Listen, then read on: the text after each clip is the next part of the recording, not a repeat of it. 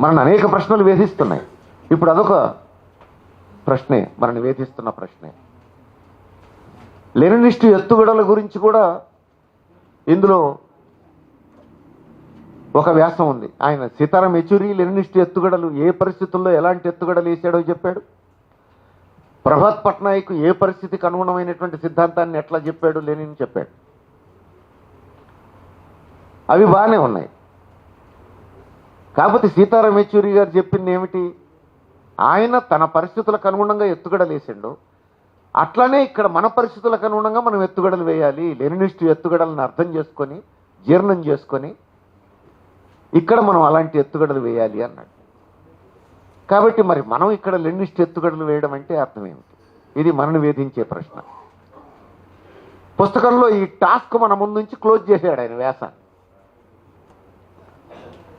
అది ఎండింగే. అందుకని ఇది మనం తేల్చుకోవాల్సినటువంటి అంశం. రెండో అంశం, పార్టీ పునాది చెదిరిపోతోంది. ఇప్పుడు ఆనందాచారి మాట్లాడేటప్పుడు చెప్పాడు ఒక విషయం. విప్లవోద్యమం ఉరుకులు పరుగుల్లో ఉన్నప్పుడు కమ్యూనిస్టుగా విప్లవకారుడుగా ఉండడం పెద్ద గొప్పేం కాదు. ఎదురు దెబ్బలు తింటున్న సమయంలో, బోర్ల పడుతున్న సమయంలో, నిరాశ నిస్పృహలున్న సమయంలో నువ్వు కమ్యూనిస్టుగా నిలదొక్కుంటేనే రియల్ టెస్ట్ అని చెప్పేసి లెనిన్ చెప్పాడని చెప్పేసి ఇప్పుడు మనకు అది వర్తిస్తుంది. పార్టీ పునాది చెదిరిపోతున్నది. నిన్నగాక మొన్న శాసనసభ ఎన్నికలైనవి, ఓట్లు రాలేదు, మనం ఆశించిన ఓట్లు కూడా రాలేదు. అది మనల్ని వేధిస్తోంది. అట్లానే పార్టీలో నిర్మాణం కూడా పటిష్టత బలహీనపడింది. లుకలుకలు పెరిగినాయి. అందరం చెప్పుకుంటున్న మాటే. ఫోరంలో చెప్పుకుంటాం, ఫోరం బయట చెప్పుకుంటాం. నిజమే. మరి ఇట్లాంటి పరిస్థితుల్లో మనం ఏం చేయగలం? అప్పుడంటే ఒక విప్లవ పార్టీ ఉన్నది, లెనిన్ లాంటి నాయకుడు ఉన్నాడు, పటిష్టమైనటువంటి సిద్ధాంతాన్ని ప్రతిపాదించాడు, అలాంటి మహానుభావులు కాబట్టి విప్లవం సాధ్యమైంది. కానీ ఈరోజు మనం ఎట్లా సాధించగలం, మనం ఏం చేయగలం? ఇట్లా కొంతమంది అనుకోవచ్చు. మనకు అక్కడక్కడ అట్లా కొంచెం ఆ నిరాశ నిస్పృహలు వ్యక్తం చేసేవాళ్ళు కూడా కనపడతారు.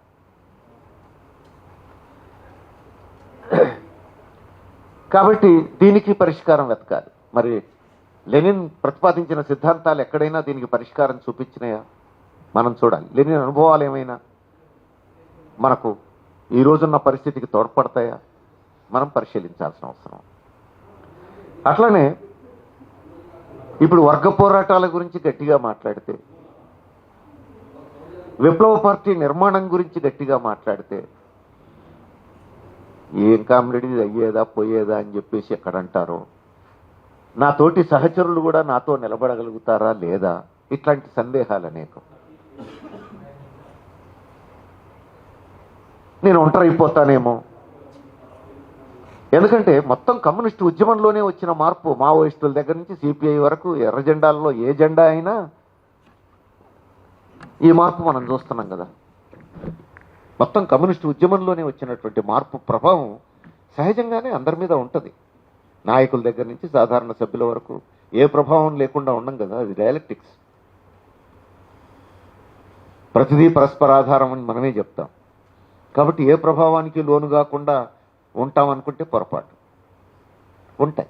కాబట్టి నేను ఒంటరైపోతానేమో అనేటువంటి ఒక రకమైనటువంటి ఫీలింగ్, నాకెవరు తోడు ఉండరేమో, ఇది అయ్యేదా పోయేదా అని చెప్పేసి నన్ను డిస్కరేజ్ చేస్తారేమో అనేటువంటి ఒక సంశయం. ఇలాంటి పరిస్థితులు. మరి ఈ పరిస్థితికి లెనిన్ అనుభవం మనకేమైనా పరిష్కారం చూపించిందా వెతకాలి మనం. అట్లనే ఇంకొక ప్రశ్న రావచ్చు.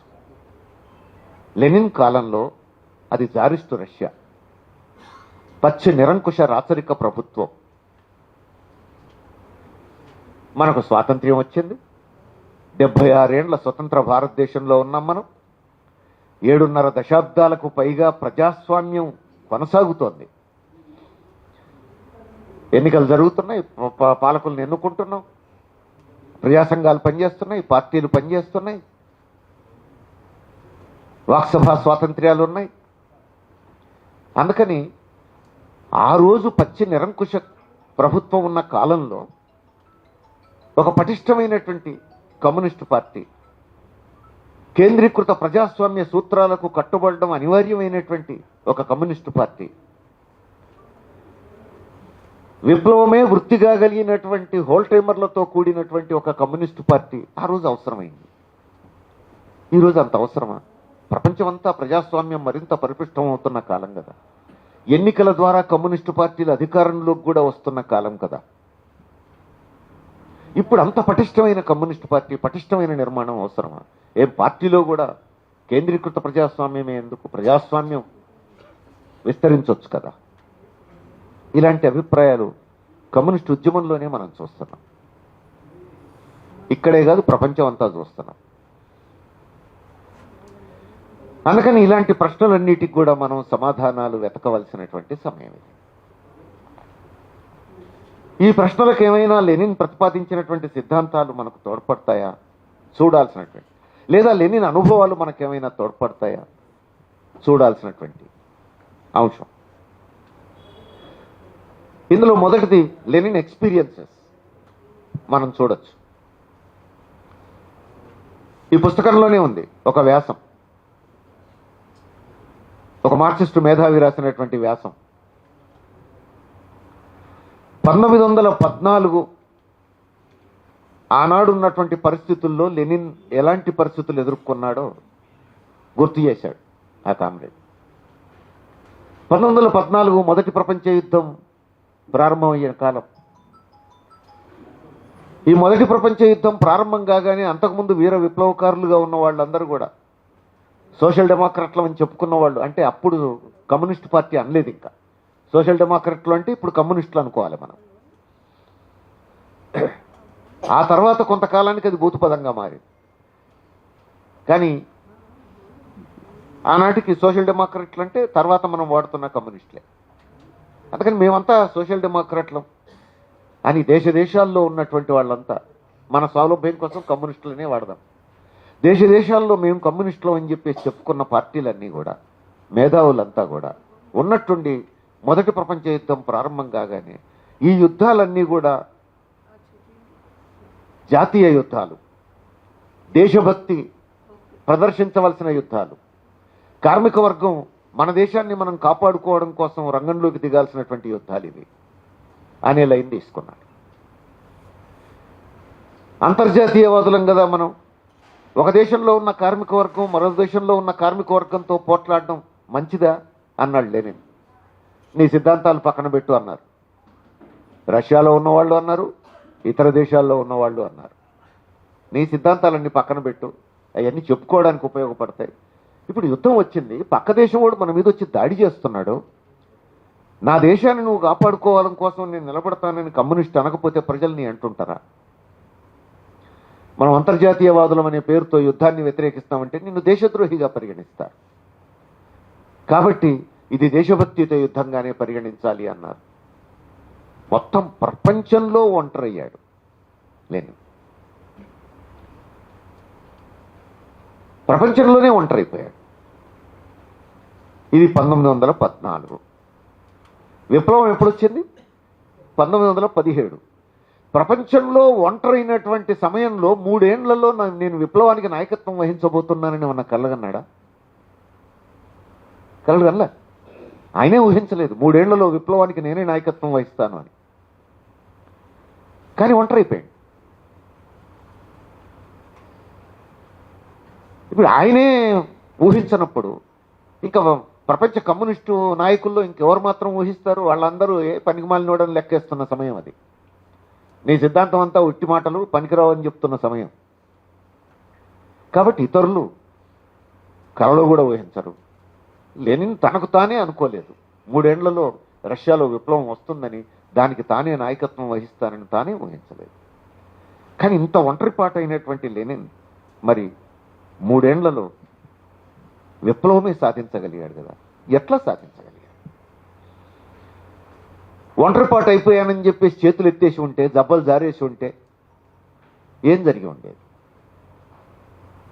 రష్యాలో విప్లవ పరిస్థితులు వచ్చేవి, ప్రజలు వీధుల్లోకి వచ్చేవాళ్ళు, కానీ పాల పొంగులాగా అట్లా వచ్చి మళ్ళీ చప్పున కిందికి చల్లారిపోయేవి. అదొక విప్లవంగా వచ్చేది కాదు. నాయకత్వం వహించగలిగేటువంటి ఒక కమ్యూనిస్టు నాయకత్వం లేకుండా విప్లవం రాదు కదా. కాబట్టి ప్రపంచ చరిత్ర గమనాన్ని మార్చినటువంటి 1917 అక్టోబర్ విప్లవం అనేది ఉండేది కాదు. కానీ ధైర్యంగా నిలబడ్డాడు. ప్రపంచం నా వెంట రాకపోయినా నాకు అర్థమైన విషయాలు కరెక్ట్ అనుకున్నాడు. ఏం చెప్పాడు? సామ్రాజ్యవాదం అనేటువంటి సిద్ధాంతాన్ని చెప్పాడు. పెట్టుబడిదారీ వ్యవస్థ మార్క్స్ బతికున్న కాలంలో ఉన్నటువంటి సామ్రాజ్యవాద దశలోనే లేదు, పెట్టుబడిదారీ దశలోనే లేదు. ఆ పెట్టుబడిదారీ విధానం అత్యున్నత దశ సామ్రాజ్యవాదం అనేది ఒకటి వచ్చింది ఇప్పుడు. అందుకని ఇప్పుడు జరుగుతున్న యుద్ధం సామ్రాజ్యవాద యుద్ధం. ఈ సామ్రాజ్యవాద యుద్ధం దేశభక్తి యుద్ధం కాదు, ఇది మన దేశ ప్రజల కోసం జరుగుతున్న యుద్ధం కాదు. ఈ యుద్ధాన్ని మనం వ్యతిరేకించాలి అన్నాడు. ఆ తర్వాత 3 ఏళ్లకు ఈ యుద్ధకాలాన్ని అంతర్గత యుద్ధంగా మార్చేయండి అన్నాడు, అంతర్యుద్ధంగా మార్చేయండి అన్నాడు. జారిస్టు రష్యా ప్రపంచ యుద్ధంలో భాగమైంది. ఇది దేశభక్తియుత యుద్ధం అని చెప్పి జారుకు మనం సమర్థించడం కాదు, మనం అంతర్యుద్ధంగా మార్చాలి అని చెప్పేసి అన్నాడు. జనం స్పందించారు, అంతర్యుద్ధంగా మారింది, విప్లవం జయప్రదమైంది. అందుకని ఇది ఒక కీలకమైనటువంటి అనుభవం. లెనిన్ లాంటోడే ఒంటరైపోయి, ప్రపంచంలోనే ఒంటరైపోయినటువంటి స్థితిలో ఇప్పుడు మనం పార్టీ కొంచెం చెదిరిపోయింది, అయ్యో నిర్మాణం కూడా కొంచెం బలహీనపడింది, లుకలుకలు అని మనం ఆందోళన చెందాల్సినటువంటి అవసరం ఉందా? ఆందోళన చెందొద్దు, నిజమే. మరి ఏం చేయాలి? ఈ పరిస్థితుల్లో నేనేం చేయాలి అనేది ఆలోచించాలి. ఎందుకంటే నా లక్ష్యం సోషలిజం కాబట్టి. సోషలిజం అనే లక్ష్యాన్నే వదులుకుంటే వేరు విషయం కాదు. నేను సోషలిజం కోసమే నిలబడ్డాను అనుకున్నప్పుడు నాకు ఎన్ని అననుకూల పరిస్థితులు ఎదురైనా నేను ఆ అననుకూల పరిస్థితుల్ని దాటడానికి నేనేం చేయాలి? ఈ వైపు ప్రశ్న వేసుకోవాల్సినటువంటి అవసరం ఉంది. మార్క్స్ చెప్పినటువంటి డైలెక్టిక్ సిద్ధాంతం ఉంది కదా, కార్యకారణ సంబంధం. ప్రతి కార్యానికి ఒక కారణం ఉంటుంది. మరి ఈరోజు పార్టీ ఈ స్థితికి రావడానికి కూడా ఏదో ఒక కారణం ఉంటుంది కదా, ఆ కారణం వెతకాలి. ఆ కారణం వెతికితే దానికి మందు దొరక్కపోదు. కారణం వెతకడం కీలకం తప్ప చేతులు ఎత్తేయడం కాదు, జబ్బలు జారేయడం కాదు. ఇది మనకు లెనిన్ అనుభవం నేర్పినటువంటి పాఠం.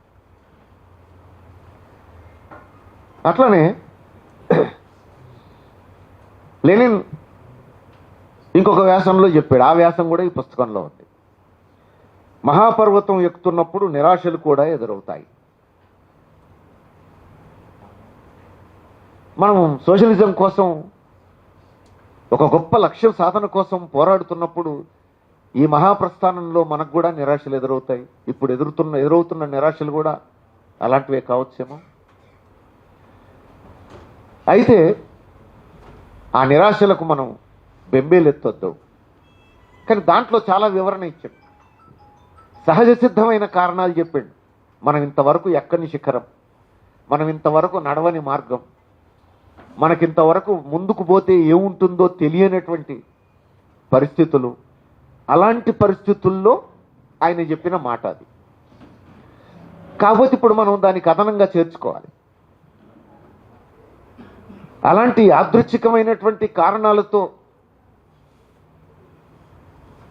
మనం ఎదురు దెబ్బలు తిన్నామా, లేకపోతే స్వయంకృత అపరాధంతో ఎదురు దెబ్బలు తిన్నామా? లెనిన్ చెప్పిన మాటల నుంచి మనం నేర్చుకోవాల్సింది అది.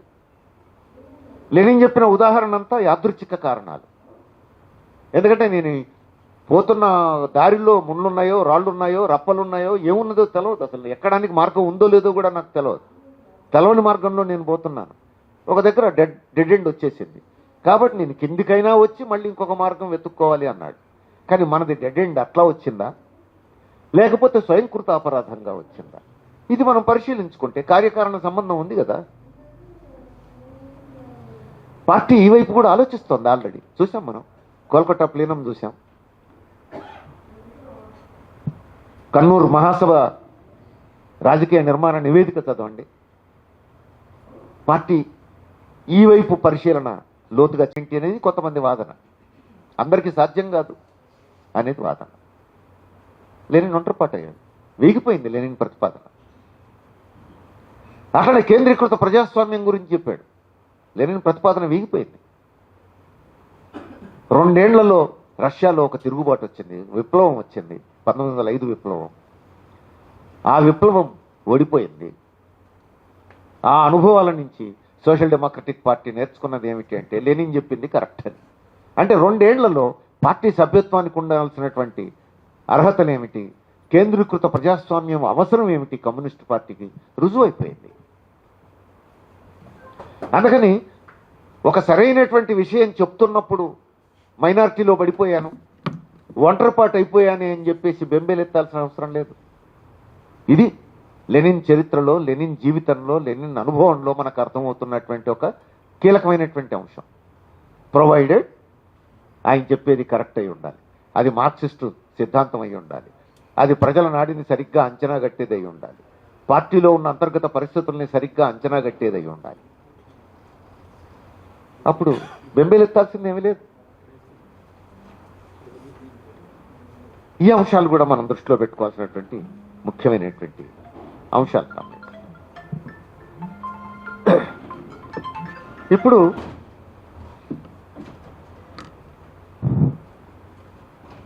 విప్లవ సిద్ధాంతం 1902లో ఏం రాశాడు? ఏమి చేయాలి రాశాడు. ఏమి చేయాలి గ్రంథం రివిజనిజం మీద. నేను ముందే చెప్పాను, పార్టీ రాజకీయ నిర్మాణ నివేదికలో కన్నూరు మహాసభ నిర్మాణం వైపు లోతైనటువంటి దృష్టి సారించింది, కొన్ని కీలకమైనటువంటి నిర్ధారణలకు వచ్చింది.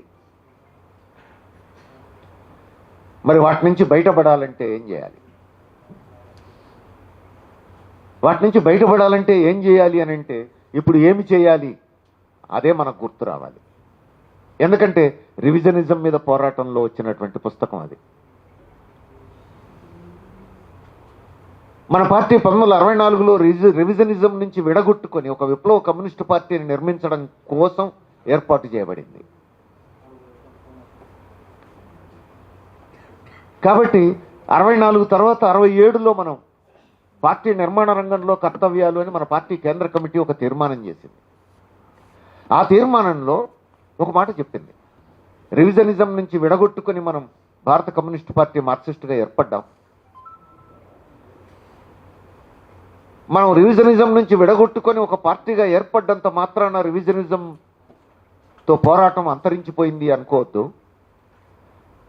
మనం రివిజనిస్టు సిద్ధాంతం నుంచి విడగొట్టుకొని మార్క్సిస్టు సిద్ధాంతం రూపొందించుకున్నాం. ఈ దేశంలో విప్లవం ఎట్లా సాధించాలో అది మన కార్యక్రమం. కానీ ఆ రివిజనిస్టు పార్టీలో ఉండి పనిచేసిన వాళ్ళమే మనమంతా. విడగొట్టుకున్నంత మాత్రాన మన బుర్రల్లో ఉన్న రివిజనిస్టు ఆలోచనలన్నీ బయటికి వెళ్ళిపోయినాయి వాళ్ళతో పాటు అనుకోవద్దు. అది వాళ్ళ మనసుల్లోనే కాదు, అది మన బుర్రల్లో కూడా ఉన్నాయి.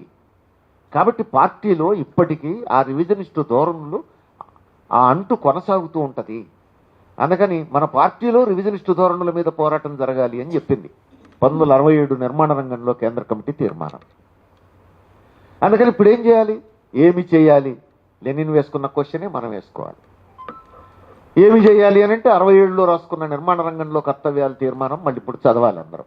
నవ తెలంగాణ బుక్ హౌస్లో ఉంటుంది. ఉండకపోతే ఆనందాచారి గారు అందుబాటులోకి తెచ్చే పని చేయాలని కోరాలి మనం.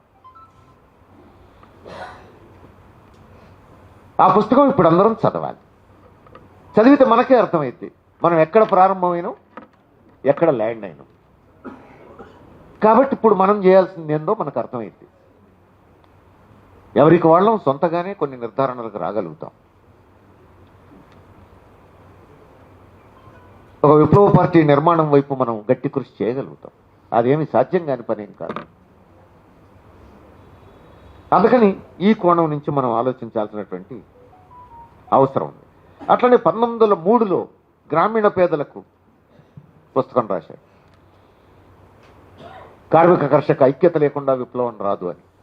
చాలా కాలం నుంచి మనం చెప్పుకుంటూ ఉన్నాం. నాయకత్వం వహించవలసిన కార్మిక వర్గం తన బాధ్యతను గుర్తించడానికి 75-76 ఏళ్ళు పట్టింది. ఇప్పుడు కూడా పూర్తిగా గుర్తించింది అనలేదు. పై నాయకత్వం గుర్తించింది. దాని ఫలితమే ఇప్పుడు ఇది స్టార్ట్ కావడం కంటే ముందు కూడా రోడ్డు మీద నిరసన చేసింది కదా. పైనుంచి ఆ గుర్తింపు కొంత మొదలైంది. కానీ క్షేత్రస్థాయిలో ఇంకా కార్మిక వర్గంలో ఆ చైతన్యం వచ్చింది అనుకోలేదు. అందుకని కార్మిక వర్గంలో, రైతాంగంలో ఆ చైతన్యం రావాలి. ముఖ్యంగా రైతాంగాన్ని కలుపుకుపోవలసిన కార్మిక వర్గంలో ఆ చైతన్యం రావాలి. నాయకత్వం వహించాల్సింది కార్మిక వర్గం కదా. అందరినీ కలుపుకుపోయే బాధ్యత కార్మిక వర్గాన్ని కదా. అందుకని ఈ విషయం కూడా మనం సీరియస్గా ఆలోచించాల్సినటువంటి అవసరం ఉంది. ఈరోజు మనకు తక్షణం అవసరమైన విషయం, ఇప్పుడు ఢిల్లీ చుట్టూ వేలాది మంది రైతులు ఆల్రెడీ చేరుకున్నారు. మరి అదే ఢిల్లీ చుట్టూ ఉన్న రైతుల గోలగానే ఉండాలనా? దేశమంతా కార్మిక వర్గం ఏం చేయాలనేది ఇప్పుడు క్వశ్చనే కదా. అందుకని మనకు ఇమ్మీడియట్ సమస్య అది, ఇప్పుడు మనకు అవసరమైన సమస్య. అట్లనే 1914 సామ్రాజ్యవాదం గురించి మాట్లాడుకున్నాం మనం ఇంతకుముందే. 1917 ఏప్రిల్ థీసిస్ సరిగ్గా ఏ సమయంలో ఈ సిద్ధాంతం అవసరమో ఆ సిద్ధాంతం ముందుకు తెచ్చాడు. ఇప్పుడు నేను చెప్పిన 2 అధికార కేంద్రాలు ఉన్నాయి. మొదటి దశ బూర్జువా నాయకత్వం, రెండో దశ ఇప్పుడు కార్మిక వర్గం చైతన్యం పొందింది, కార్మిక వర్గ నాయకత్వం రావాలనేది ఏప్రిల్ థీసిస్. ఏప్రిల్ నెలలో ఈ సిద్ధాంతం పెట్టాడు ఆయన. అది ఏప్రిల్ థీసిస్గా స్థిరపడిపోయింది చరిత్రలో. ఏప్రిల్లో ఈ సిద్ధాంతం పెడితే ఒంటరైండు, అక్టోబర్ నాటికి విప్లవమే జయప్రదమైంది. అందుకని ఎప్పుడు ఏం జరుగుద్ది మనం ఊహించలేము. ఇప్పుడు ఉన్నట్టుండి ఢిల్లీ చుట్టూ వేలాది మంది రైతులు మళ్ళా వస్తారని మనం ఎవరమన్నా కలగన్నామా? కలగనలేదు కదా. గతంలో రైతులందరూ వచ్చి అక్కడ కూర్చొని మొత్తం సంవత్సరం పాటు దిగ్బంధనం చేస్తారని మనం ఎప్పుడన్నా కలగన్నామా? కలగనలేదు కదా. కానీ అయింది కదా. ప్రపంచంలోనే అలాంటి ఘటన లేదు కదా. సీతయ్య ఎవరి మాట వినడన్నట్టుగా ఉంటాడు మోడీ. అలాంటి మోడీ మెడలు వంచి 3 చట్టాలు వెనక్కి తీసుకునేటట్టు చేయగలిగింది కదా ఆ ఉద్యమం. అందుకని ఎప్పుడు ఏమవుతుందో చెప్పలేం.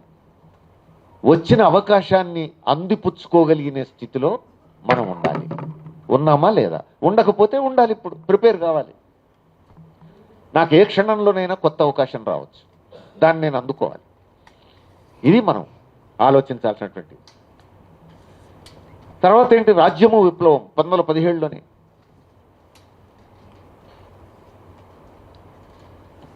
ఉన్న రాజ్యాంగ యంత్రాన్ని ముట్టుకోకుండా కార్మిక వర్గం అధికారంలోకి వచ్చింది కాబట్టి అన్నీ చేయగలమా అనే ప్రశ్న ఎదురైంది వాళ్ళ. కార్మిక వర్గం అధికారంలోకి వచ్చిన తర్వాత కూడా ఎదురైన ప్రశ్న. సాధ్యం కాదు, ఉన్న రాజ్యాంగ యంత్రాన్ని ధ్వంసం చేయకుండా, డిస్మాంటిల్ చేయకుండా, కొత్త రాజ్యాంగ యంత్రాన్ని మనం రూపొందించుకోకుండా ముందుకు పోలేము అనేది నిర్మాణానికి సంబంధించినటువంటి మరొక సిద్ధాంతాన్ని ప్రతిపాదించారు. అది సోషలిజం నిర్మాణానికి దారితీసింది, మనందరికీ తెలుసు. ఇప్పుడు ఇవన్నీ ఎందుకు గుర్తు చేసుకుంటున్నాం మనం?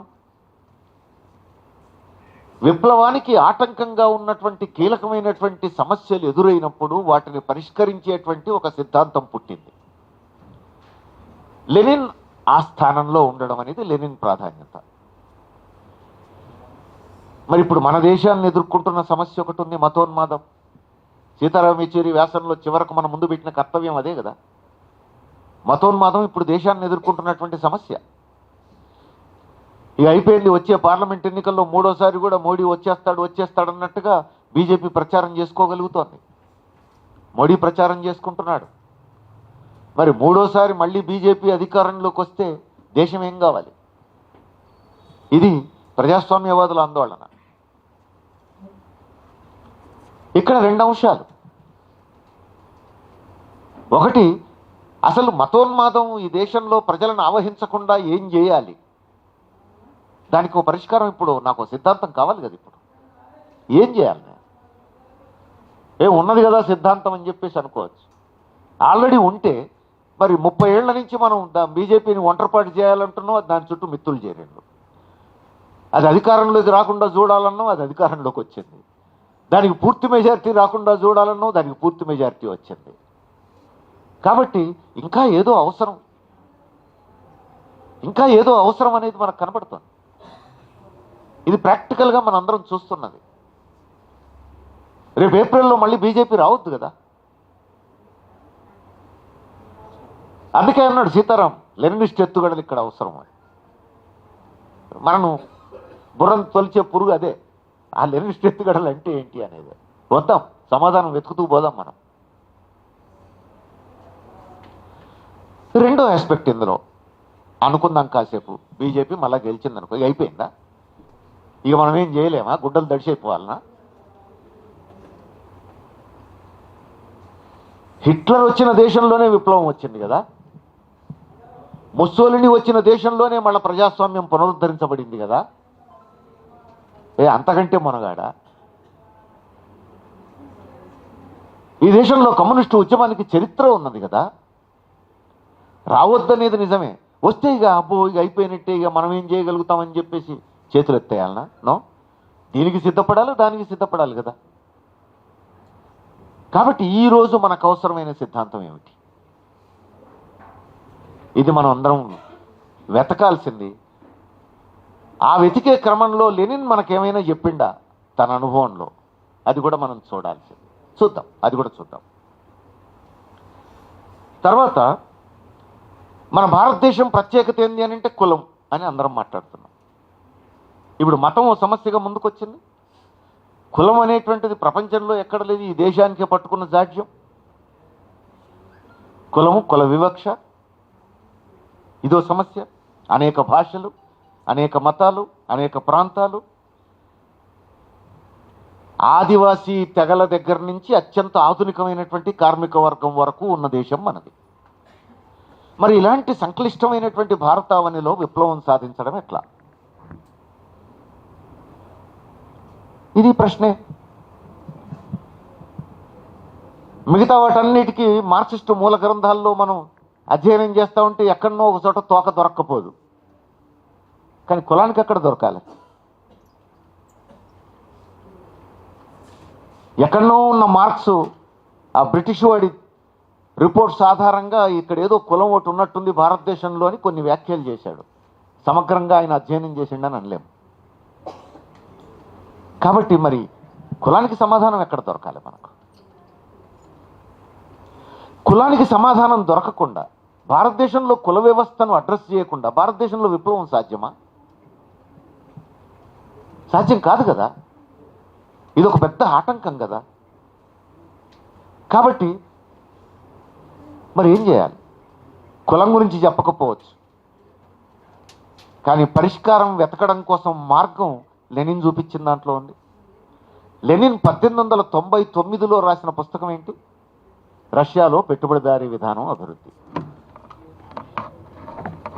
ముందు అది రాసిన తర్వాతనే మిగిలినవన్నీ మీరు చూడండి.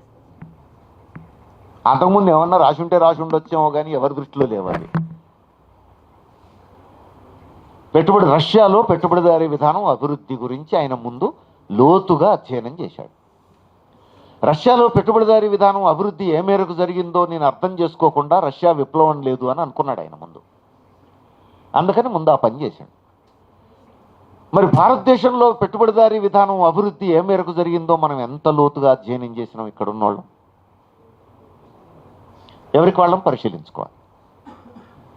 భారతదేశంలో పెట్టుబడిదారీ వ్యవస్థ ఏ మేరకు అభివృద్ధి అయింది అనేది లోతైన అధ్యయనం చేయాలి కదా మనం.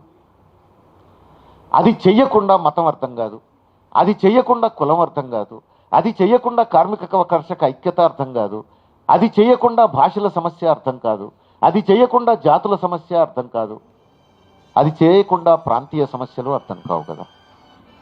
అది కీలకమైంది. లెనిన్ ఆ పని చేశాడు. రష్యాలో ముందు పెట్టుబడిదారీ వ్యవస్థ అభివృద్ధి గురించి అధ్యయనం చేసి ఆ తర్వాత మిగతా వీటికి పోయి. మనం ఏం చేస్తున్నాం? కొంచెం దానికి రివర్స్ చేస్తున్నాం. ఈ దేశంలో పెట్టుబడిదారీ వ్యవస్థ ఏ మేరకు అభివృద్ధి అయిందో లోతుగా అధ్యయనం చేసే ప్రయత్నం కంటే భారతీయ సమాజంలో వివక్షలకు వ్యతిరేకంగా పోరాడినటువంటి యోధుల గురించి మనం అధ్యయనం చేస్తున్నాం. యోధులు అనే మాట ఎందుకంటున్నానంటే ఆనాటికి వాళ్లే విప్లవకారులు, వాళ్లే యోధులు.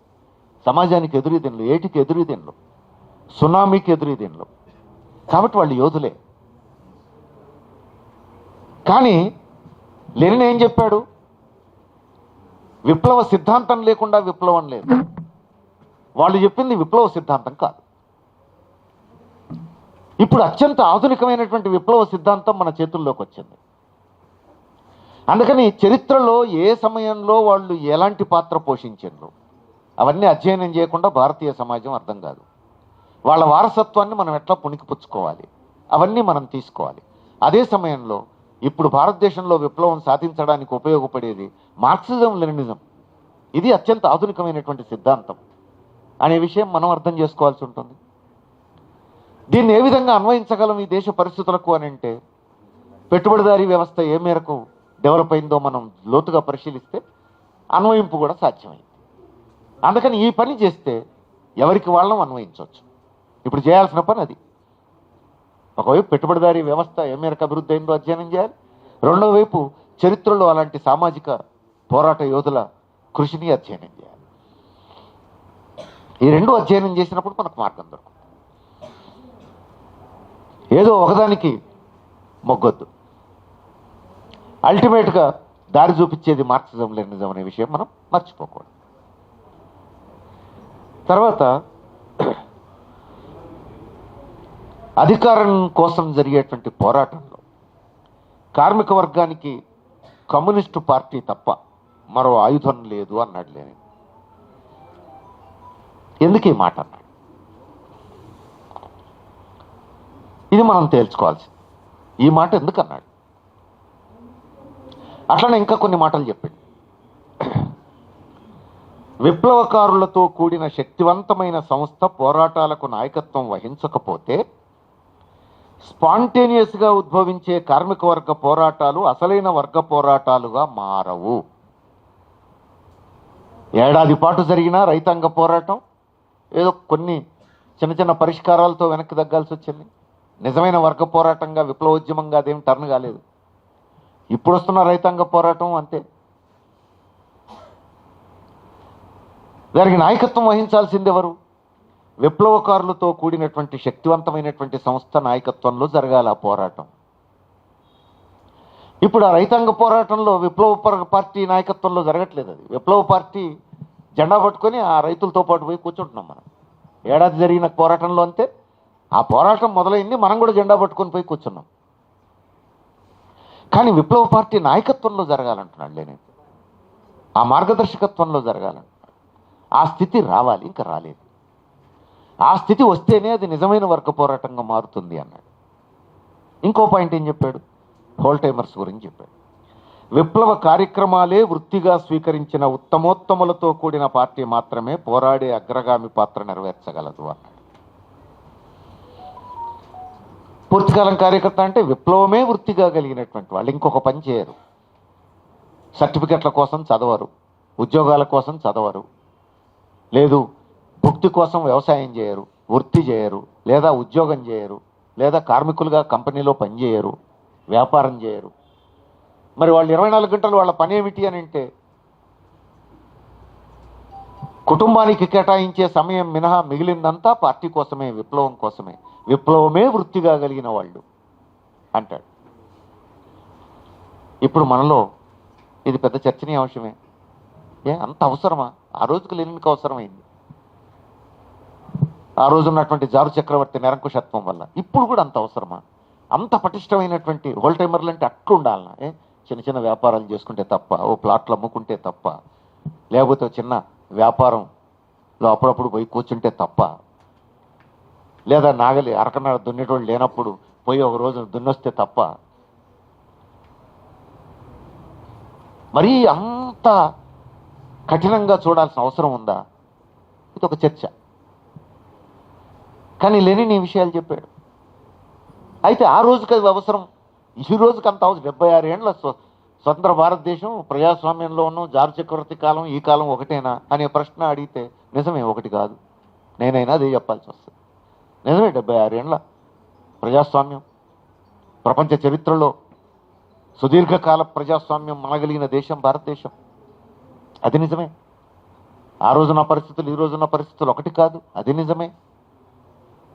మరి మన నిర్మాణంలో మార్పులు అవసరం లేదా?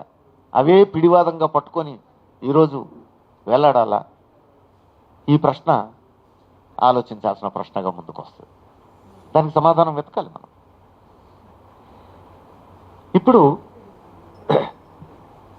ఇక్కడనే లెనిన్ చేసిన పని ఏమిటి? ఎందుకు అవసరం అన్నాడు ఇలాంటి పార్టీ? రాజ్యము విప్లవం అనే పుస్తకం రాశాడు. స్టేట్ అండ్ రెవల్యూషన్, రాజ్యాంగ యంత్రం శక్తి, దాని స్వభావాన్ని మనం కరెక్ట్గా అర్థం చేసుకోకుండా విప్లవం సాధించలేము. మన పార్టీ ఎట్లుండాలి అనేది రాజ్యాంగ యంత్రం యొక్క స్వభావాన్ని బట్టి నిర్ణయించుకోవాలి, రాజ్యాంగ యంత్రం యొక్క శక్తిని బట్టి నిర్ణయించుకోవాలి అంటాడు. అదే మన పార్టీ ఎట్లుండాలో నిర్ణయించుకోవడానికి అదే గిట్రాయ్ అంటాడు. మరి మన పార్టీ కార్యక్రమంలో మనం రాసుకున్నాం, బడా బూర్జువా నాయకత్వంలో ఉన్న బూర్జువా భూస్వామ్య పాలక వర్గాలు సామ్రాజ్యవాదంతో మిలాఖత్తై ఈ దేశాన్ని పరిపాలిస్తున్నాయి. భారత పాలక వర్గాల గురించి ఒక స్పష్టమైనటువంటి అవగాహనతో మనం ఉన్నాం. అయినా మనను తొలిచే మరొక అంశం ఏమిటి? వాళ్ళు ఉన్నప్పటికీ ప్రపంచంలో వచ్చినటువంటి మార్పుల రీత్యా, ప్రజల్లో వచ్చినటువంటి ప్రజాస్వామ్య దాహం రీత్యా, అనేక ఉద్యమాల రీత్యా పాలక వర్గాలు కూడా ప్రజాస్వామ్యాన్ని అంగీకరించక తప్పట్లేదు. అందుకే 76 ఏళ్ళు భారతదేశంలో ప్రజాస్వామ్యం మనగలిగింది అంటే నిజమే కదా, దీన్ని కాదనిలే, ఇదంతా నిజం. కానీ ఇక్కడ మనం పరిశీలించాల్సింది, ఈ ప్రజాస్వామ్యంలోనే మనం పేపర్లో అందరం వార్త చదివినాం, నరేంద్ర మోడీ ప్రభుత్వం ఇజ్రాయెల్ నుంచి పెగాసస్ టెక్నాలజీని కొన్నది. ఈ పెగాసస్ వైరస్ ఏం చేస్తుంది అని అంటే, తాను ఏ సెల్ ఫోన్ టార్గెట్ చేయదలుచుకుంటే మోడీ ఆ సెల్ ఫోన్లోకి వెళ్ళిపోయి నువ్వు సిగ్నల్లో ఉన్నా, వాట్సాప్లో ఉన్నా, మామూలు కాల్లో ఉన్నా, ఇంకా దేంట్లో ఉన్నా నువ్వు మాట్లాడిందంతా రికార్డ్ చేసి వాళ్ళకు పంపిస్తుంది. ఇది పెగాసస్ చేసే పని. కాబట్టి సీతారాం యేచూరి సెల్ ఫోన్లోకి వెళ్ళిపోయిన తర్వాత పార్టీ జనరల్ సెక్రటరీ ఆయన అయిపోయాయి. ప్రజాస్వామ్యంలోనే ఉన్నాం. నువ్వు విప్లవం గురించి మాట్లాడుతుంటే ఎవరు అరెస్ట్ చేయట్లేరు. కానీ మొత్తం కమ్యూనిస్టు పార్టీ మాట్లాడే ప్రతిదీ పాలక వర్గాలకు వెళ్ళిపోతుంది కదా, దేశమంతా గగ్గోలు పెట్టింది కదా. కమ్యూనిస్టులదే కాదు, కొంతమంది బూర్జువా పార్టీల నాయకుల సెల్ ఫోన్లలోకి కూడా పెగాసస్ పంపించాడని బీజేపీని వ్యతిరేకించే వాళ్ళందరి సెల్ ఫోన్లలోకి ఒక అంచనా ఏమొచ్చింది, ఒక 300 సెల్ ఫోన్లలోకి పోయి ఉంటుంది పెగాసస్ అని. అంటే ఈ దేశంలో బీజేపీని వ్యతిరేకించే కీలకమైన నాయకులందరి సెల్ ఫోన్లలో పెగాసస్ ఉంది. నేను పార్టీ జనరల్ సెక్రటరీతో ఫోన్లో మాట్లాడుతున్నా, అత్యంత రహస్యం ఇదని మనం అనుకుంటాం. ఏమీ రహస్యం లేదు, అది పోతుంది పెగాసస్ ఉంటే అందులో. మరి పెగాసస్ సీతారాం యేచూరి సెల్ ఫోన్లోకి వస్తుందా అంటే, ఈ దేశంలో విప్లవం సాధించాలని చెప్పే మొట్టమొదటి వ్యక్తి సిపిఎం జనరల్ సెక్రటరీ కాక ఇంకెవరు? ఆయన సెల్ ఫోన్లోకి పెగాసస్ పోకుండా ఇంకెవరి సెల్ ఫోన్లోకి పోతుంది దేశంలో విప్లవం రాకుండా చూడాలంటే? ఎక్కడున్నాం మనం? ఒకటి నిజం, జారిస్టు రష్యా కాలం నాటున్న పరిస్థితులు ఈ పరిస్థితులు ఒకటి కాదు. కానీ అంతకంటే తీవ్రమైనయా? అంతకంటే బలహీనమైన పరిస్థితులా? అంతకంటే ప్రమాదకరమైన పరిస్థితుల్లో ఉన్నామా? అంతకంటే లూజ్ పరిస్థితుల్లో ఉన్నామా? ఆ రోజు ఎంత పెద్ద సైన్యం వచ్చినా గోడసాటుకు దాక్కుంటే తప్పించుకోగలను, పొదసాటుకు దాక్కుంటే తప్పించుకోగలను. అట్లా వెళ్ళిపోతే, పొదసాటుకు వచ్చి నన్ను చూడకపోతే, ఈరోజు నువ్వు ఎక్కడ దాక్కుంటావు? ఎక్కడ దాక్కుంటావు? ఇప్పుడు మన బాలకృష్ణ పార్టీ రాష్ట్ర కమిటీ సభ్యుడు జైల్లో ఉన్నాడు, కరీంనగర్ జైల్లో. ఈరోజు విడుదలవుతాడు అనుకుంటున్నాం మనం. ఎట్లా అరెస్ట్ అయ్యండు? అర్ధరాత్రి 3 గంటలకు ఒక ఇంట్లో మంచి భద్రంగా ఉన్నాననుకున్నాడు. ఆడి నుంచి అందరితో ఫోన్లలో మాట్లాడుతున్నాడు, కామ్రేడ్స్ ఇది చేయండి, మేము సేఫ్గానే ఉన్నాం, మీరు కూడా ఎక్కడోళ్ళు అక్కడ సేఫ్గా ఉండండి. రమేష్ నువ్వు వచ్చేసేయి, నువ్వు ఇంట్లో ఉండొద్దు, గుడిసెల దగ్గరికి పోవద్దు, పలానా చోట మేము ఉన్నాం, నువ్వు వచ్చేయని చెప్తున్నాడు. నాకు రాత్రి 3 గంటలకు ఫోన్ చేసి ఇట్లా జరుగుతోంది, ఏం చేయమంటారని చెప్పేసి నన్ను అడిగాడు. బాగానే ఉంది. ఇవన్నీ మాట్లాడే లోపు ఇంటి చుట్టూ పోలీస్ చేరి. ఎట్లా సాధ్యమైంది? ఇవన్నీ మాట్లాడే లోపు ఇంటి చుట్టూ పోలీస్ చేరింది, అరెస్ట్ చేసింది. ఆ రమేష్ ఇంట్లో బయలుదేరి ఇక్కడికి వస్తున్నాడని అర్థమైంది, ఆ దారిలోనే రమేష్ని పట్టేసింది. ఎట్లా సాధ్యమైంది? పోలీసులు నీ దగ్గర సెల్ ఫోన్ ఉంటే చాలు, అసలు మాట్లాడాల్సిన అవసరం కూడా లేదు. స్విచ్ ఆఫ్ చేసి పెట్టినా నువ్వు ఎక్కడున్నావో పట్టుకుంటారు. నిజామాబాద్లో పెద్ద వెంకట్రాములు ఎట్లా అరెస్ట్ అయ్యండి? ఫారెస్ట్ అధికారి మీద జరిగిన దాడి కేసులో నిజామాబాద్లో పెద్ద వెంకట్రాములు ఎట్లా అరెస్ట్ అయ్యి? భద్రంగా దక్కున్నాం అనుకున్నారు అందరూ. తెల్లవారుజామున 4 గంటలకు అన్ని స్విచ్ ఆఫ్ చేసి పెట్టుకున్నారు ఫోన్లు. తెల్లవారుజామున 4:30కు తలుపు కొట్టి లేపి, తమ్మి లే, ఎటువంటి అత్తగారింటికి. పోలీసుడు వీడికి ఎట్లా తెలుసు మనం వీడికి వచ్చినట్టు అని అంటే, తీ నీ సెల్ ఉంది కదా, తీ బయటికి. ఈ సెల్ ఫోన్ నా జేబులో ఉంటే చాలా సౌకర్యాలు ఉన్నాయి నాకు, కానీ ఈ సెల్ ఫోనే నన్ను పోలీసులకు పట్టిస్తోంది కదా. రాజశేఖర రెడ్డి గవర్నమెంట్ నక్సలైట్లందరినీ ఏర్పడేసిండు అడవుల్లో చర్చల తర్వాత. ఎట్లా ఏర్పడేసిండు? వాళ్ళ దగ్గర ఉన్న సెల్ ఫోన్స్తో. ఇది అర్థమైన తర్వాత వాళ్ళు నక్సలైట్లు ఉన్నటువంటి ప్రాంతాలకు దగ్గరలో ఉన్న గ్రామ ప్రజలు ఎవరు సెల్ ఫోన్ వాడొద్దని ఆంక్షలు పెట్టడం మొదలుపెట్టాను మావోయిస్టులు. అది వాళ్ళకే ఎదురుకొట్టింది. ఎందుకంటే సెల్ ఫోన్ ఉంటే వాళ్ళు దొరికిపోతున్నారు. ఇప్పుడు చెప్పండి, జారు చక్రవర్తి కాలం నాటికంటే శత్రువు నీ జేబులో వచ్చి ఉందా, నీ ఇంట్లో వచ్చి కూర్చుందా, లేకపోతే జారు చక్రవర్తి కాలంలాగా సైన్యం ఎక్కడో నీ కోసం వెతుకుతోందా? శత్రువు నీ జేబులో ఉన్నాడు, నీ ఇంట్లో ఉన్నాడు. ఇది ఆధునిక కాలం.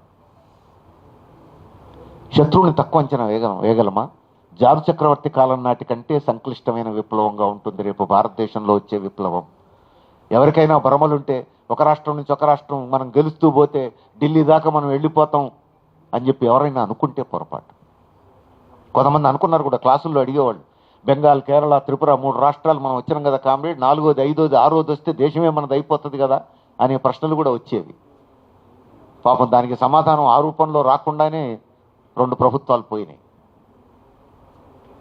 అందుకని మనం రాజ్యాంగ యంత్రాన్ని తక్కువ అంచనా వేయకూడదు.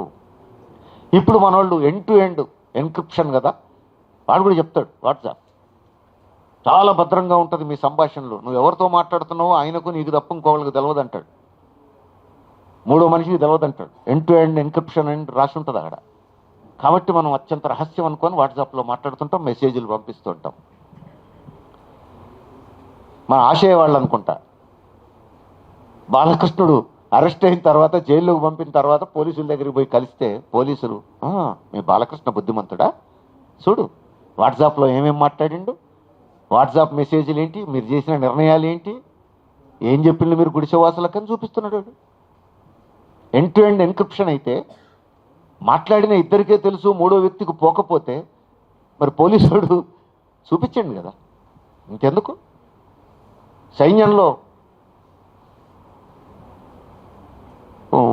ఉద్యోగాలు, కాంట్రాక్ట్ ఉద్యోగాలు పెట్టినప్పుడు నిరుద్యోగులు వాట్సాప్ గ్రూప్ని ఏర్పాటు చేసుకొని అత్యంత ప్లాన్డ్గా దేశంలో 13 రాష్ట్రాల్లో రైళ్లను ఆపేశారు. సికింద్రాబాద్లో కూడా రైళ్లు ఆపేశారు, తగలబెట్టారు. 24 గంటల్లో వాళ్ళందరూ అరెస్ట్ అయిపోయారు. అందరు ఒక్కళ్ళు కూడా మిగలకుండా. ఎట్లయిన్లు డీసీపీ ప్రెస్ ముందు చెప్పిండు, వాట్సాప్ గ్రూప్ ఉంది, వీళ్ళందరూ అందులో నిర్ణయం చేసినలు అయిపోయారు. అక్కడ దాకెందుకు? 2 నెలల కింద మన రంగారెడ్డి జిల్లా ఎస్ఎఫ్ఐ కమిటీ పరిస్థితి ఏంది? ఒక యూనివర్సిటీ ముందు పొద్దున్నే మనం ధర్నా చేయాలి అని వాళ్ళ కమిటీ నిర్ణయం చేసింది, వాట్సాప్లో నిర్ణయం చేసినారు. ఇంకా ఆఫీసులో అందరు కూర్చుంటే బయటికి పోతుంది వార్త అని వాట్సాప్ గ్రూప్లో చర్చించుకున్నారు, నిర్ణయం చేసినారు. తెల్లవారుజామున 5 మొత్తం జిల్లా కమిటీ అరెస్ట్ అయింది. ఎస్ఎఫ్ఐ జిల్లా కార్యదర్శి శంకర్ ఇంటికి సర్కిల్ ఇన్స్పెక్టరే వచ్చాడు. రా అన్నాడు. ఎందుకనంటే మీరు ఇప్పుడు యూనివర్సిటీ దగ్గర ధర్నాకు పోతున్నారు కదా, కుదరదు అంటే, ఎవరు చెప్పిండు మేము అట్లాంటి నిర్ణయమే చేయలేదు అంటే, చెవిలో పువ్వు పెట్టకు రా, వాట్సాప్లో నువ్వు చేసినవన్నీ మాకు తెలుసా అన్నాడు. అయిపోయింది. ఇప్పుడు ఆ ధర్నా దగ్గరికి ఒక్కళ్ళు లేడు, అందరు పోలీస్ స్టేషన్లో ఉన్నారు ధర్నా చేయాల్సిన వాళ్ళందరూ.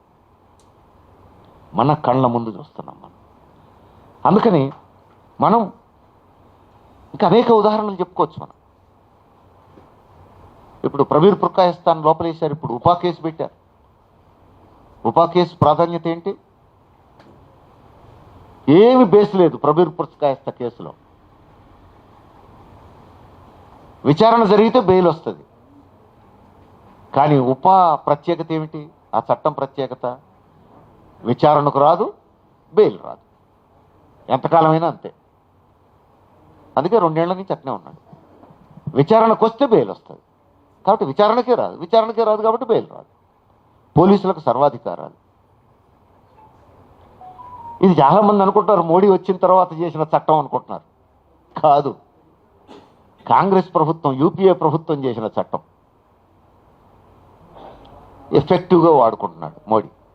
అందుకని కాంగ్రెస్ బీజేపీ తేడా ఏం లేదు. పాలక వర్గాలు ఏం కోరుకుంటున్నాయనేది కీలకం. రాజ్యాంగ యంత్రం ఏం కోరుకుంటుంది అనేది కీలకం. ఇది మోడీ వ్యక్తిగత వ్యవహారం కాదు, బీజేపీ పార్టీకి సంబంధించింది మాత్రమే కాదు. ఇది పాలక వర్గాలకు సంబంధించింది, బడా బుర్జువా వర్గం యొక్క స్వభావానికి సంబంధించింది. అందుకని కాంగ్రెస్ గవర్నమెంట్లో చట్టం చేస్తే బీజేపీ గవర్నమెంట్లో ఎఫెక్టివ్గా వాడుకున్నాడు. ఎవరైతే మంత్రిగా ఉండి ఈ చట్టం చేశారో ఆయన్నే లోపలేశారు ఈ చట్టం కింద. ఆయన పేరేంటి? లాయరు చిదంబరం. ఆయన రూపొందించిన చట్టం ఆధారంగా ఆయన్ని లోపలేశారు. లబోదిబోమని మొత్తుకున్నాడు. ఏ ఆధారం లేదు అని అంటే మరి ఏ ఆధారం లేకున్నా నువ్వు జైల్లో ఉండాల్సిందే కదా.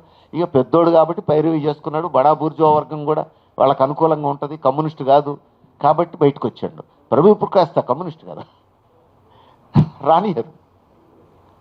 అందుకని మనం గుర్తుపెట్టుకోవాల్సింది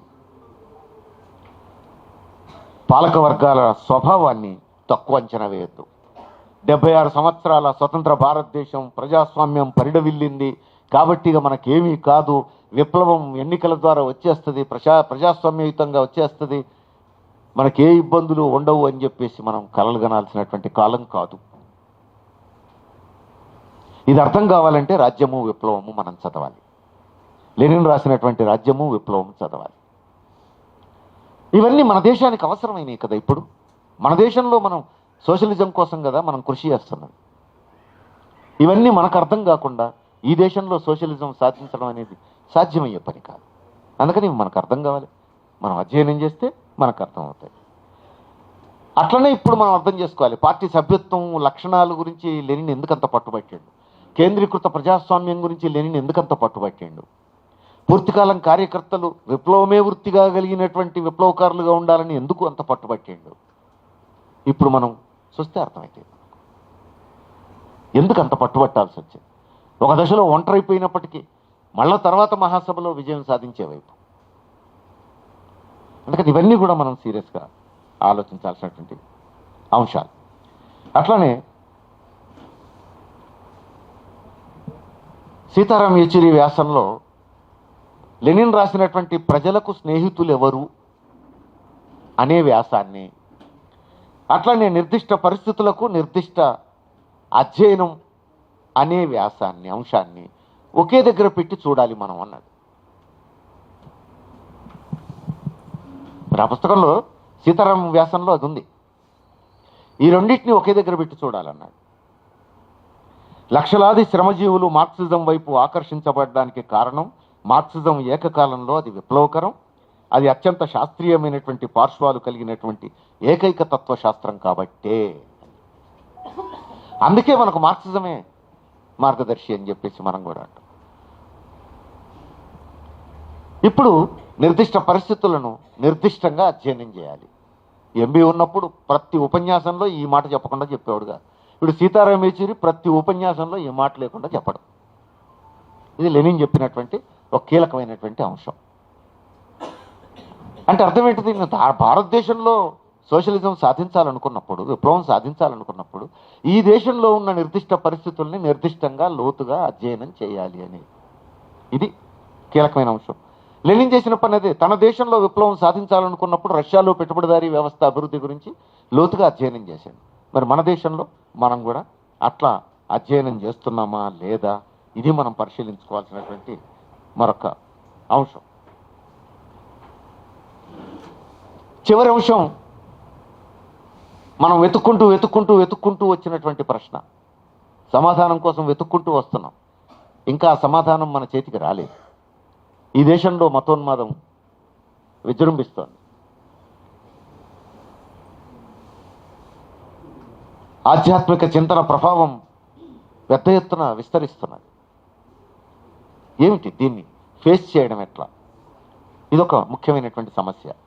ఈ విషయంలోనే సీతారాం చెప్పాడు లెనినిస్టు ఎత్తుగడలు వేయాలి అన్నాడు. ఏమిటి ఆ లెనినిస్టు ఎత్తుగడలు అంటే? ఈ పుస్తకంలో లేదది. వేరే పుస్తకం చదవాలి. ఈ పుస్తకంలో సీతారాం ఆ మాట చెప్పి వదిలేశాడు.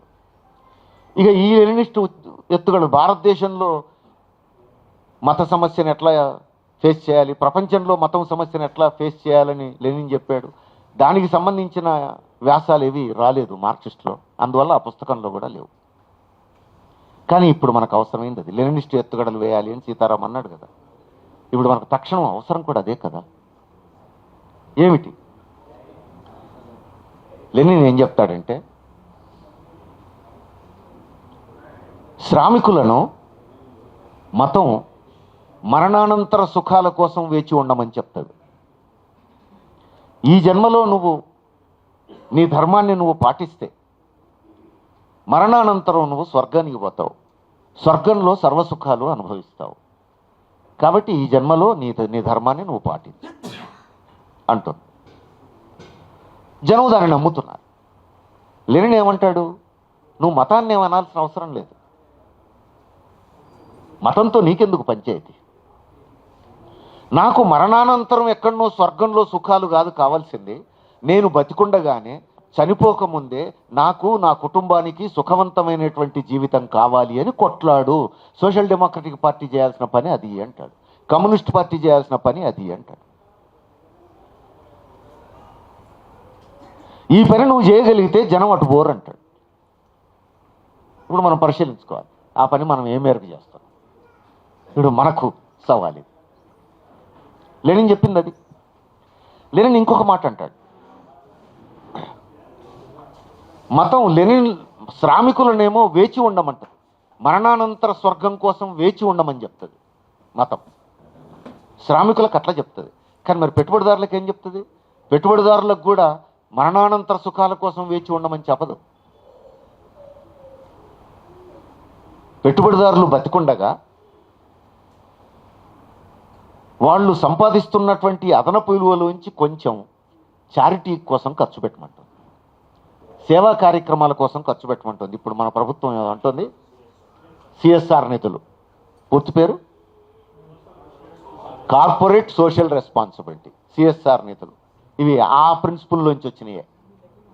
అంటే పెట్టుబడిదారుడు తాను కార్మికుల శ్రమను దోచుకొని అదనపు విలువను పోగేసుకుంటున్న క్రమంలో అందులో కొంత భాగాన్ని సేవా కార్యక్రమాలకు, చారిటీ కార్యక్రమాలకు వెచ్చించడం ద్వారా స్వర్గానికి దగ్గర దారి దొరుకుద్ది, వాళ్ళకు స్వర్గానికి దగ్గర దారి దొరుకుద్ది.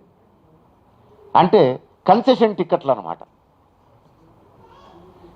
ఈ కన్సెషన్ టికెట్లు స్వర్గానికి దగ్గరదారులు శ్రామికులకు మాత్రం లేవు. ఎందుకంటే వీళ్ళు కార్మికులుగా శ్రమ చేయాల్సిందే, పెట్టుబడిదారులకు తమ శ్రమను అమ్ముకోవాల్సిందే, శ్రమశక్తిని అమ్ముకోవాల్సిందే. పెట్టుబడిదారులు తమ శ్రమను దోచుకుంటూ ఉంటే అంగీకరించాల్సిందే, కళ్ళు మూసుకొని కూర్చోవాల్సిందే, చేతులు కట్టుకుని కూర్చోవాల్సిందే. కార్మికులైనా, రైతులైనా, ఎవరైనా, శ్రామికులు ఎవరైనా ఆ పని చేయాల్సిందే.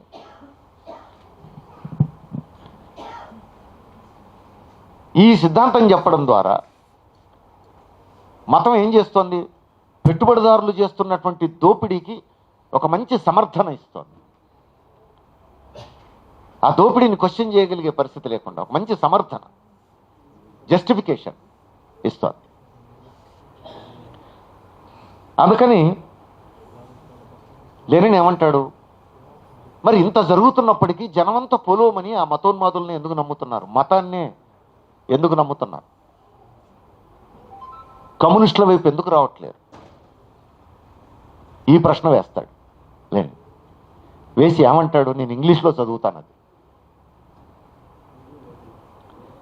Importance of exploited classes in there struggle against exploitation. Importance అనే మాట వాడాడు. ఎంత సీరియస్ పదం వాడాడు చూడండి, నపుంసకత్వం.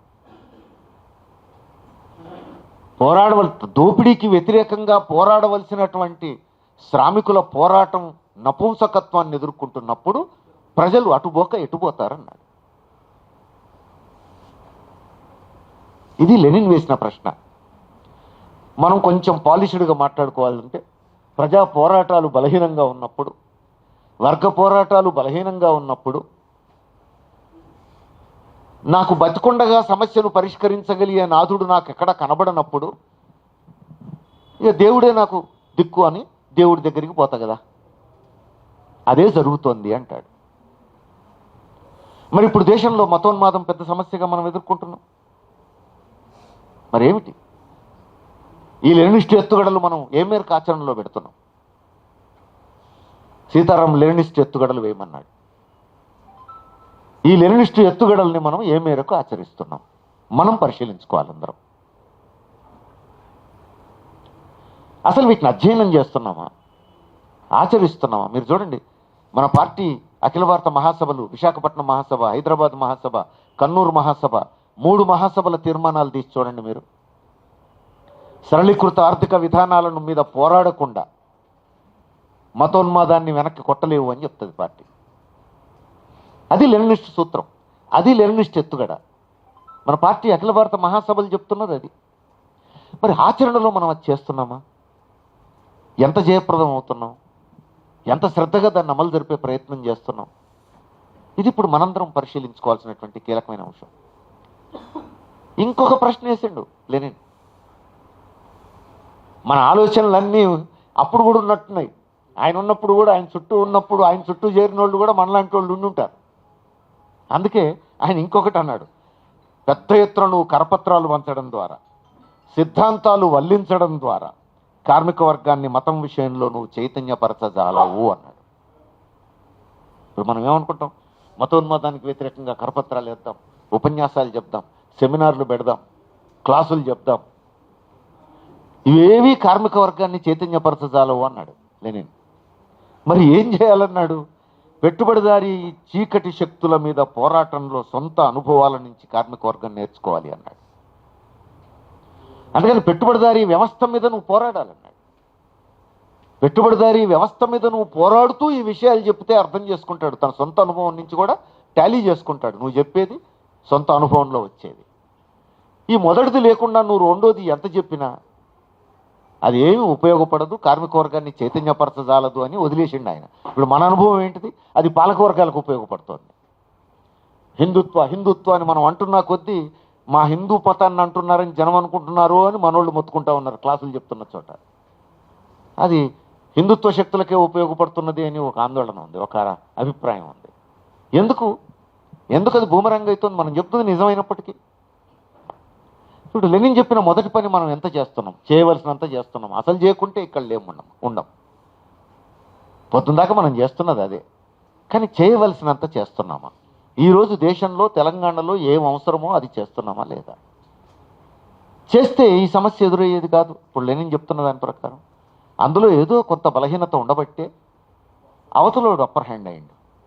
ఇది మనకు కనబడుతున్నటువంటి సత్యం. అందుకని ఏమంటాడు? మత విశ్వాసాల మూలాల మీద నువ్వు పోరాడు అంటాడు. మత విశ్వాసాలకు మూలం ఎక్కడుంది? దోపిడీ వ్యవస్థలో ఉన్నది అంటాడు. దోపిడీ వ్యవస్థ, పెట్టుబడిదారీ వ్యవస్థ కార్మిక వర్గం సమస్యలు, శ్రామికుల సమస్యలు పరిష్కరించజాలదు. ఎప్పుడైతే ఆ వ్యవస్థలో శ్రామికుల సమస్యలు పరిష్కారం కావు, వాళ్ళు మతం వైపు పోతారు, దేవుడి వైపు పోతారు అంటాడు. అందుకని ఈ మత విశ్వాసాల మూలములోకి నువ్వు వెళ్ళాలి. మతం చుట్టూ తిరిగితే ఉపయోగం లేదంట. ఆ మూలంలోకి నువ్వు పోకుండా ఈ సమస్యకు పరిష్కారం చూడలేవు.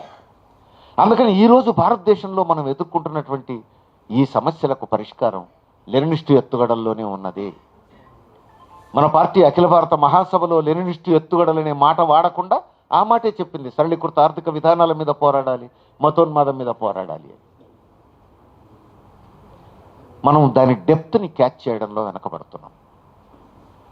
ఆ లోతుల్ని మనం అర్థం చేసుకోవాల్సిన అవసరం ఉంది. అందుకని మనం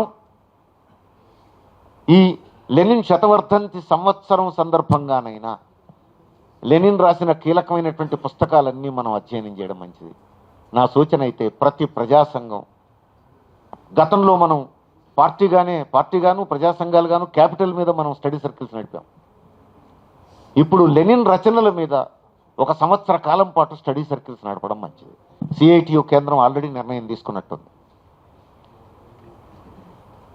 మొత్తం లెనిన్ రచనలన్నీ ఒకటి తర్వాత ఒకటి మనం అధ్యయనం చేసి స్టడీ సర్కిల్స్ పెట్టుకోగలిగితే లోతైన అవగాహన పెంచుకోవడానికి ఉపయోగపడుతుంది. ఈ రోజున్న పరిస్థితుల్లో మనం ఎదుర్కొంటున్న సమస్యలకు పరిష్కారాలు వెతుక్కోవడానికి ఉపయోగపడుతుంది. ఆ వైపు అవి దృష్టిలో పెట్టుకొని ఆ పుస్తకాలు చదవడానికి మార్గం వెతికేందుకు ఈ పుస్తకం ఉపయోగపడుతుంది. నేను ముందే చెప్పాను, లెనిన్ చెప్పిన విషయాలన్నీ ఇందులో ఉండవు. కానీ లెనిన్ రాసిన పుస్తకం సులభంగా మనం చదవడానికి, సులభంగా అర్థం చేసుకోవడానికి ఈ పుస్తకం చదివి ఉంటే ఈజీ అవుతుంది. ఇది కామ్రేడ్స్ దృష్టిలో పెట్టుకోవాలని చెప్పేసి కోరుతూ ముగిస్తున్నాను.